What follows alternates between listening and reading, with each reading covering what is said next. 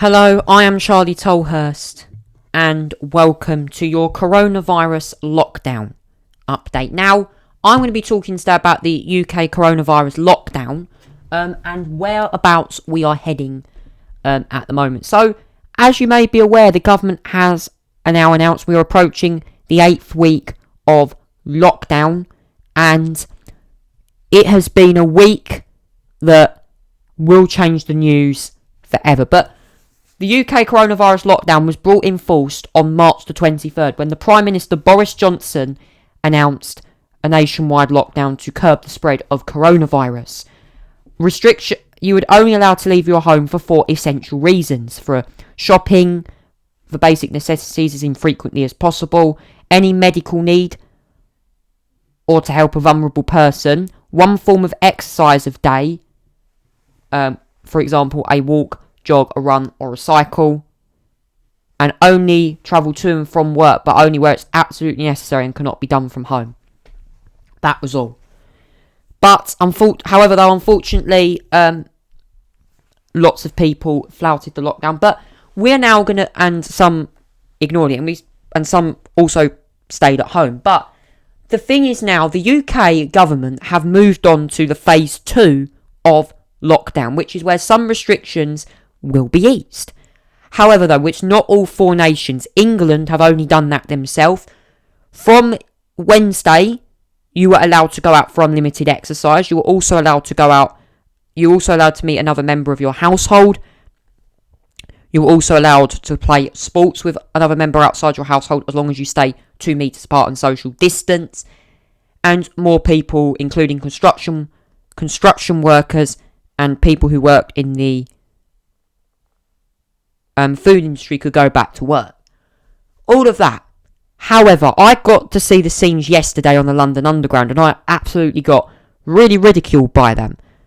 Packed carriages, trains that were at least 10 feet deep. It was a horrible experience, and nurses tweeted and said, it was just a horrifying experience.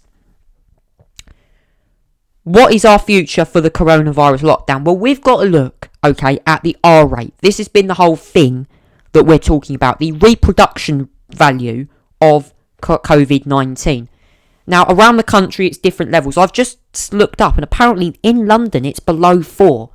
And London yesterday only recorded 24 new cases. So actually, the lockdown has had a huge effect on London. And saying it could be eradicated within weeks, I don't know.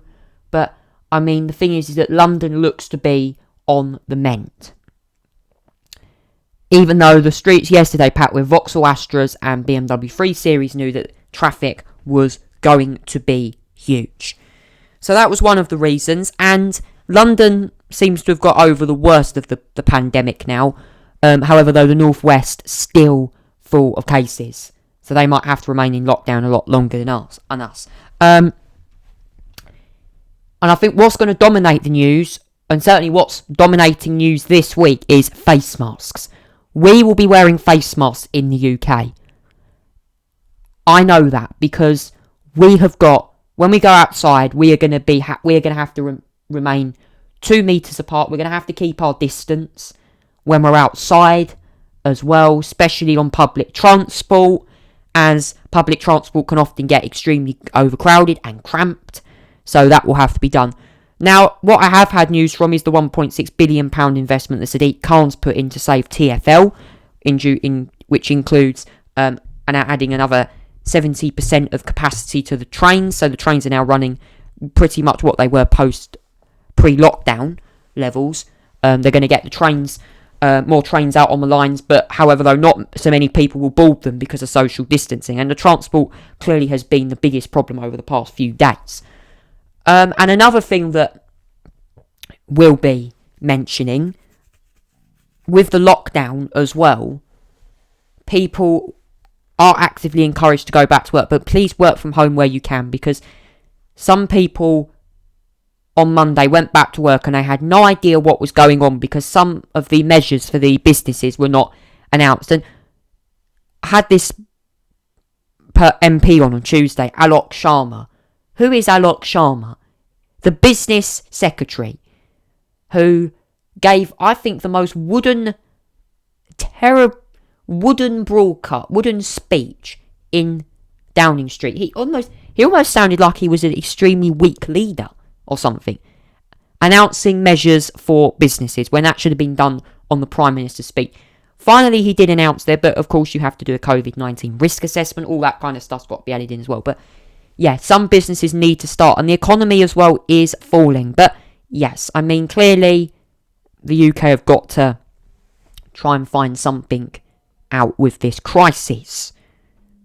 Now, the police also don't have the power now to enforce social distancing. They can only do that where it's necessary. Before the lockdown was eased, the police had the power to enforce social distancing and impose fines for lockdown. So now they've been doubled to £60, I believe, for one offence. So so you've got to be maintaining social distancing when you're outside, because this will curb the spread of COVID-19.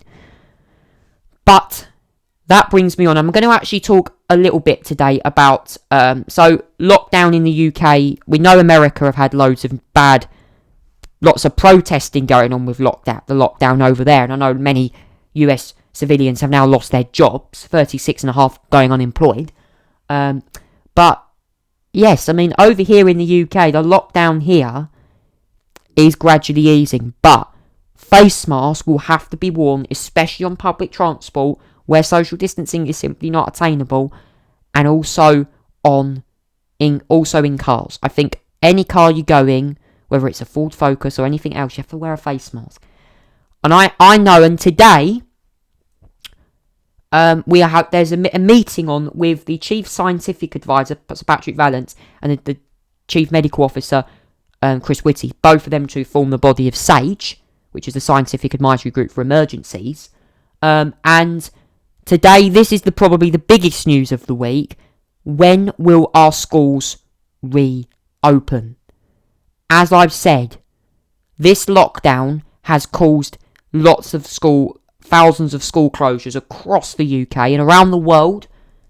Some schools, especially Denmark, are reopening, but with strict social distancing in place and also limited class sizes. So it's going to be very different. I know schools very well. I go to a college, so it's a bit different. Special education would probably come under something different, but I don't know. We're looking at this meeting. This meeting today is a virtual meeting, and I think a lot of people are going to get confused here. Well, there is going to be a lot of debate on this.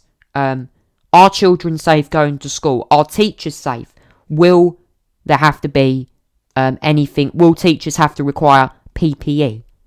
That's going to be the biggest talk of the day, is PPE, personal protective equipment. I think if that happens, we will see staff and students wearing face masks in a school setting. That will probably be one of the main concerns that people will have to have. You're going to have to wear face masks, I think, in school. There's clearly going to be a lot of that, so really want to make it clear that's what's going to happen. And the thing is, I want to know that many people have had difficult experiences with these things. And to put it bluntly,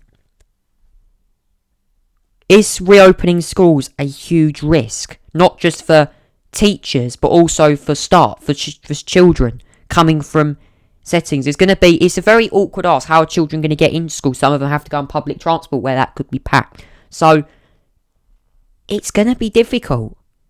There's been lots of measures, including staggered start times, staggered pick-up and drop-off times, all that kind of stuff as well.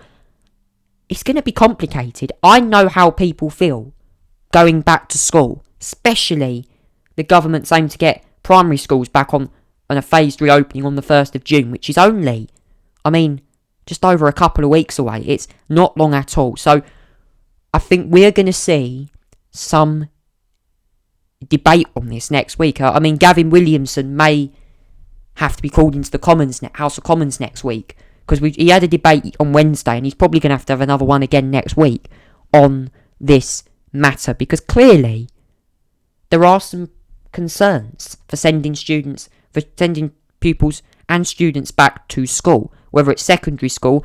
And some secondary schools might not even be allowed to reopen until September because of the capacity of social distancing. It's only going to be probably year 10s going back. Year 11s probably not. They're probably left. I mean, it's going to be awkward. And given as well that we were meant to start the exam season's pretty much nearly underway, was meant to be underway at this time. It really is difficult. When you've cancelled exams, you've got to think, when is it safe to reopen schools? So that's going to be definitely dominating the news, I think, for the next few days. Certainly the next few weeks.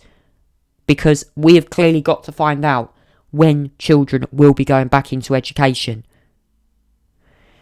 And that's the biggest thing of the lockdown as well, homeschooling. Many students have been homeschooled as well. We've seen increasingly huge numbers of students, and especially families, having to order laptops for some students because some students don't have a laptop. I'm lucky to have a Chromebook here with me.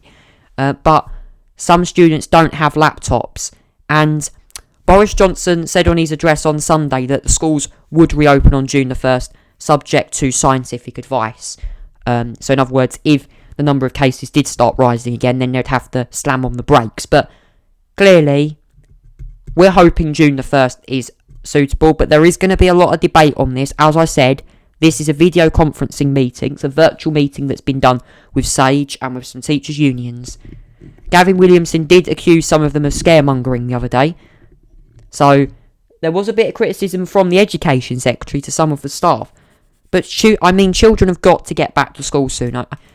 If this goes on for longer, I can see children potentially, especially those disadvantaged children, really struggling to revise for all their work. They're going to end up having to catch up on a lot of stuff, and it's going to be difficult. I know. I can believe the government can do this. And as I've said, the government's response to this pandemic has been a bit of an omni-shambles, to be honest. But we need, when schools do reopen, and they are at least safe to do so, give the public some clarity, then I think we can turn this around. We have got to turn this response around. It is a bit of a mess at the moment. Once this response has turned around, I think everyone will cheer with delight. So yeah, let's see what you think. And of course, keep up to date with the coronavirus news all around the world. I'll be bringing you that on a regular basis. Thank you so much for watching. Take care. Goodbye.